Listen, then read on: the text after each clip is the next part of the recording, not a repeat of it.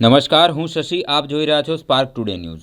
બોડેલીની શિરોલાવાલા હાઈસ્કૂલની વિદ્યાર્થીનીઓ રાજ્ય યુવક મહોત્સવમાં લગ્ન ગીતની સ્પર્ધામાં પ્રથમ નંબરે વિજેતા થતાં શાળાના સંચાલક મંડળ દ્વારા તેઓનું વિશિષ્ટ સન્માન કરવામાં આવ્યું હતું.